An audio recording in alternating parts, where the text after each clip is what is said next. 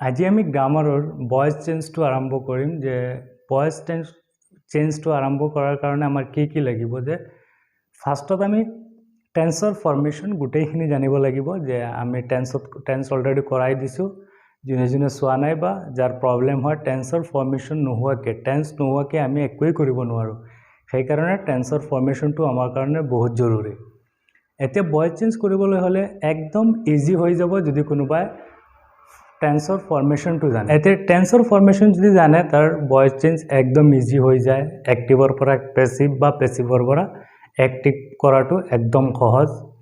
এতিয়া আমি স্টাৰ্ট কৰিম যে কেনেকৈ একদম সহজ পদ্ধতিত ভয়েস চেঞ্জটো কৰিব পাৰো আমি এতিয়া কি হয় যদি ফৰ্মেশন নাজানে তেতিয়া হলে যদিও আমি এক্টিভৰ পৰা পেসিভ কৰো বা পেসিভৰ পৰা এক্টিভ কৰো কেতিয়াবা ভুল হৈ যায় টেন্সৰ ফৰ্মেশনৰ কাৰণে এতিয়া যদি আমি ফৰ্মেশনটো জানো আমাৰ আৰু ভুল নহয় এতিয়া আমি কি কৰিম যে এক্টিভ ভয়েস এটা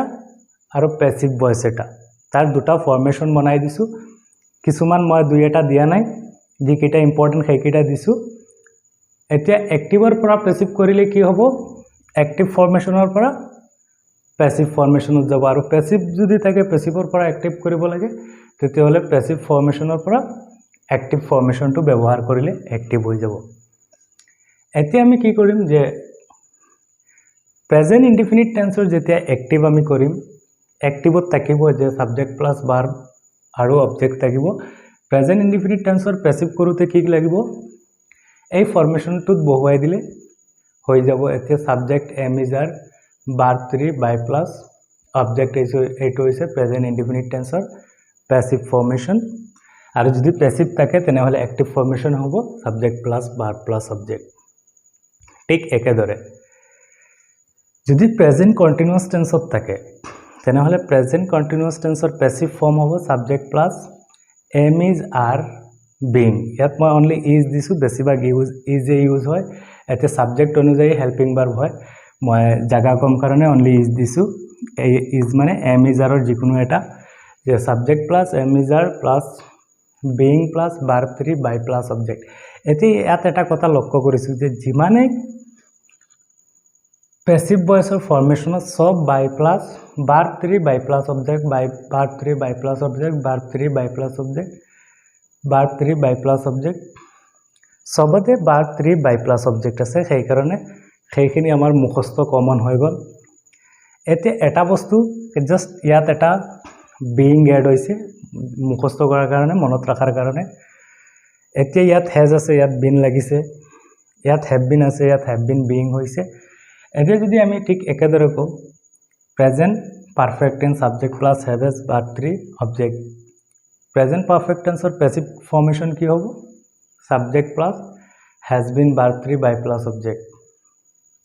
ঠিক একেদৰে present perfect continuous subject have been has নতুবা has been verb plus ING plus object ইয়াৰ পেসিভ ফৰ্মেশন হ'ব subject has been being verb 3 by plus object এতিয়া পাস্ট ইনডিফিনিট টেন্সৰ সব সাবজেক্ট ভাৰ্বৰ second form object subject was হয় ওয়াজ मतलब was নতুবা হয় বেছিভাগ ওয়াজে হয় সেই কাৰণে এটা দিছো ইয়াৰ मतलब ওয়াজ নতুবা হয় verb 3 by plus object present past continuous subject was হয় verb plus ING plus object ইয়াৰ পেসিভ কৰোতে পেসিভ ফৰ্মেশনটো হ'ব সাবজেক্ট ওয়াজ বিং বা were being verb 3 by plus object subject had verb 3 object হৈছে প্রেজেন্ট পাস্ট পাৰফেক্টৰ passive কৰোতে আমি কি কৰিম subject had been verb 3 by plus object এতিয়া ফিউচাৰ ইনডিফিনিট ইয়াৰ পারফেক্ট কন্টিনিউয়াস আছে সেম ইয়াত হ'ব হেড বিন বিং এর ফিউচার ইনডিফিনিটৰ subject shall will verb object আৰু ফিউচাৰ ইনডিফিনিটৰ পেসিভ কৰোতে সাবজেক্ট প্লাস শ্যাল বি নতুবা will be verb 3 by plus object যদি ইয়াত এক্টিভত ক্যান থাকে পেসিভত গৈ ক্যান বি হ'ব আৰু পেসিভত ক্যান বি হলে এক্টিভত গৈ ক্যান হ'ব এতে এটো সহজ ভাষাত ফৰ্মুলাটো যদি লগাই দিয়া তেনেহলে 50% ভয়েস চেঞ্জ অটোমেটিক্যালি হৈ যাব একো নজনাকে একো নিয়ম নজনাকে এতিয়া এটা কণ্ডিশ্যন যে মই ইয়াত সব বাই প্লাছ অবজেক্ট দিছোঁ ইয়াৰ পৰা 50% 50 নহয় 70% মান এইটো নিয়মত থাকিব এতিয়া বাই প্ৰিপজিশ্যন কেতিয়াবা কেতিয়াবা নাথাকিব কেইটামান ক্ষেত্ৰত নাথাকিব আৰু বাকিখিনি সবতে তেনেকুৱা থাকিব আৰু কোন কেইটাত নাথাকে হেতু আমি পিছৰ ভিডিঅ'ত যেতিয়া আমি ফাদাৰ আৰু আগুৱাই যাম তেতিয়া কৰিম এতিয়া আমাৰ এইখিনিতে বেছিভাগ সমস্যাৰ সমাধান হৈ যাব এতিয়া ফৰ্মেশনটো ফাৰ্ষ্টত আমি ফৰ্মেশনটো জানিলো ফৰ্মেশন ইম্পৰ্টেন্ট ইয়াৰ পিছত আমি স্টেপ বাই স্টেপ আগুৱাই যে আমাৰ টেন্স হোৱাৰ পিছত আৰু কিছুমান বস্তুৰ দৰকাৰ হ'ব যে প্ৰনাউনৰ চেঞ্জিং হ'ব যদি এক্টিভ ভয়েসত আই থাকে তেনেহলে পেসিভ ভয়েসত গৈ মি হৈ যাব সি থাকিলে হার হ'ব হি থাকিলে হিম হ'ব উই থাকিলে আস হ'ব দে থাকিলে দেম হ'ব ইউ থাকিলে ইউৰ থাকিলে ইউৰ আৰু ৰাম থাকিলে ৰাম যদি নাম থাকে নাম থাকিব এতিয়া যদি পেসিভত মি থাকে এক্টিভত হয় আই হৈ যাব হার থাকিলে এক্টিভত আই সি হৈ যাব তাৰ উল্টা হৈ যাব এক্টিভৰ পৰা পেসিভত গলে এইটো হ'ব প্ৰনাউনৰ চেঞ্জিং আৰু পেসিভৰ পৰা এক্টিভত এইটো হৈ যাব এতিয়া আমি আৰামত নিয়মটো মানি উঠেখিনি কৰিব পাৰিম আমি স্টাৰ্ট কৰিছো এটা এক্সাম্পল এতিয়া আমি ভয়েস চেঞ্জ কেনেকৈ কৰিম স্টাৰ্ট আমাৰ ফৰ্মেশন ৰুল কি হ'ব যে ভয়েস চেঞ্জ মই এটা এক্সাম্পল দিছো যে I eat rice যে আমি টেন্স কৰোতে কি কৰিছো যে সাবজেক্ট ভাৰ্ব আৰু অবজেক্ট চিনাক্ত কৰিছো সাবজেক্ট ভার্ব অবজেক্ট এতিয়া এটো কোনটো টেন্সত আছে এক্টিভত আছে নে পেসিভত আছে আমি ধৰিব পাৰো যে I eat rice subject verb আৰু অবজেক্ট হৈছে এক্টিভ ফৰ্ম আৰু এক্টিভৰ পৰা যদি আমি পেসিভ কৰো কি কৰিব লাগিব পেসিভ ফৰ্ম লগাব লাগিব এতে নিয়ম হ'ব যে এক্টিভ ভয়েসৰ সাবজেক্টটো পেসিভ ভয়েসত গৈ অবজেক্ট হৈ যাব আৰু এক্টিভ ভয়েসৰ অবজেক্টটো পেসিভ ভয়েসত গৈ সাবজেক্ট হৈ যাব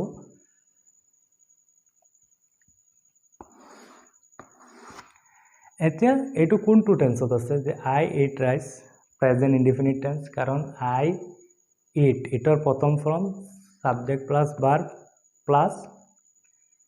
অবজেক্ট এটো প্রেজেন্ট ইনডিফিনিট টেন্স আছে এতিয়া প্রেজেন্ট ইনডিফিনিট টেন্স হলে প্রেজেন্ট ইনডিফিনিট টেন্সৰ পেসিভ কৰিব লাগিব এতিয়া প্ৰেজেন্ট ইনডিফিনিট টেন্স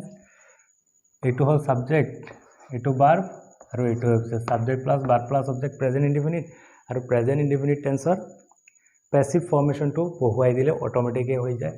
এতিয়া কি হ'ব subject plus am is are plus verb 3 plus by plus object present indefinite tense or passive formation eto subject plus am is are jikono eta helping verb 3 by plus object eti ami korile sob eke rule hobo just eta bujile hoy jabo ei formationot ni ei bostu keita bohuai dile yar passive hoy jabo ete ki koribo lage first amar subject or dorkar hobo ete subject yar bitorot kuntu lom যে subject লম active ভয়েসৰ যোনটো object হ'ব ইয়াৰ ৰাইজটো হ'ব object আৰু এটো পেসিভত গলে এটো হৈ যাব সাবজেক্ট এতিয়া ৰাইজ হ'ব সাবজেক্ট ৰাইজৰ পিছত কি লাগে আমাৰ হেল্পিং ভাৰ্ব ফৰ্মেশন মতে কি আছে helping verb am is are এতিয়া ৰাইজৰ লগত ইজেই থাকিব ইজ ইয়াৰ পিছত আমাৰ কি লাগে ভাৰ্ব ইয়াৰ ভাৰ্বটো কি ইয়াৰ ভাৰ্বটো হৈছে ইট এতিয়া ইটৰ কোনটো ফৰ্ম থাৰ্ড ফৰ্ম এতিয়া ইটৰ থাৰ্ড ফৰ্মটো কি ইটেন ইয়াৰ পিছত কি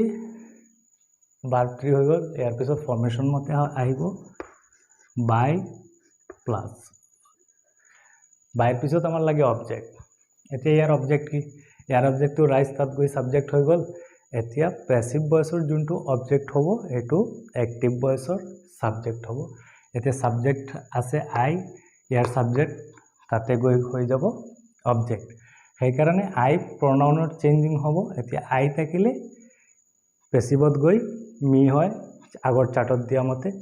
এতিয়া ইয়াত আহি যাব মি যে ৰাইস ইজ ইটেন বাই মি ঠিক একেদৰে যিকোনো টেন্সৰ জাষ্ট টেন্সটো চিনাক্ত কৰিব লাগে আৰু তাৰো লগত পেছিভৰ ফৰ্মেশ্যনটোৰ মতে বহুৱাই দিলে হ'ল যিকোনো এক্সাম্পল লৈ ল'ম যে এটা famous tiger Hunter kill the tiger মই এটা example famous example Hunter kill the tiger এতিয়া আমি এইটো এক্টিভত আছে নে পেছিভত আছে ফাৰ্ষ্টত ধৰি ললো যে ইয়াত সাবজেক্ট প্লাস ভাৰ্বৰ সেকেন্ড ফৰ্ম প্লাস অবজেক্ট এইটো present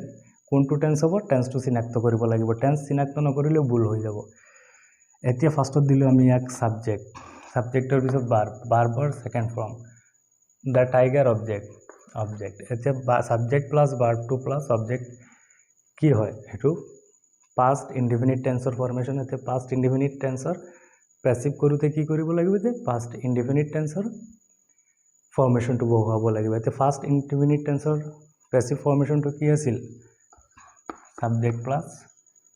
was were plus verb 3 by plus object এইটো জাস্ট প্ৰথমে শিকাৰ কাৰণ দিছো পিছত আমাৰ এইটো নহলে হৈ যাব যেতিয়া আমি শিকি যাম এতিয়া আমাৰ কি লাগে সাবজেক্ট এতিয়া আমি জানো যে অ্যাক্টিভ ভয়েসৰ সাবজেক্ট প্যাসিভ ভয়েসত গৈ অবজেক্ট হৈ যায় আৰু অ্যাক্টিভ ভয়েসৰ যোনটো অবজেক্ট থাকিব সেইটো প্যাসিভ ভয়েসত গৈ সাবজেক্ট হৈ যায় এতিয়া ইয়াৰ অবজেক্ট হৈ তাত সাবজেক্ট হ'ব ইয়াৰ অবজেক্ট কি দ্য টাইগাৰ দিলো দ্য টাইগাৰ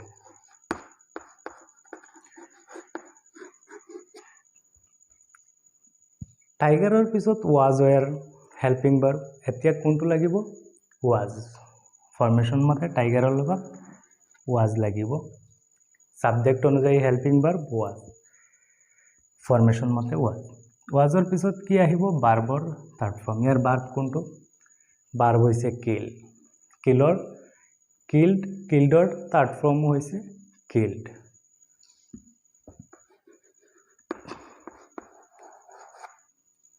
ভাৰ্ব হৈ গল ভাৰ্বৰ থাৰ্ড ফৰ্ম এতিয়া বাই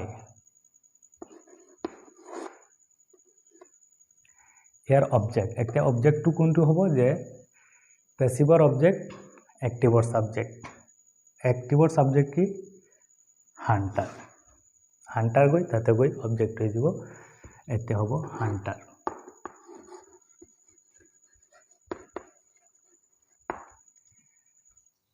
যিকোনো টেন্সতে আহক টেন্সটো চিনাক্ত কৰা আৰু তাৰ প্যাসিভ ফৰ্মেশন এতিয়া যদি প্যাসিভত থাকিলে হয় এটো যদি প্যাসিভত তেনেহলে অ্যাক্টিভ ফৰ্মেশনটো ব্যৱহাৰ কৰি তাৰ পৰা ইয়াতে আনি দিলো হয় একেদৰে আজি ফাৰ্স্ট এক্সাম্পল যে আজি আমি ফৰ্মেশনটো শিকিলো প্ৰনাউনৰ পৰিৱৰ্তন আৰু দুটা এক্সাম্পল আমি নেক্সট ক্লাছত বাকিখিনি ডিটেইলছত আৰম্ভ কৰিম এতিয়া ইন্ট্ৰোডাকশন ক্লাস কাৰণে মই ইমানতে ৰাখি দিছো পিছৰ ক্লাসটো পিছত ষ্টাৰ্ট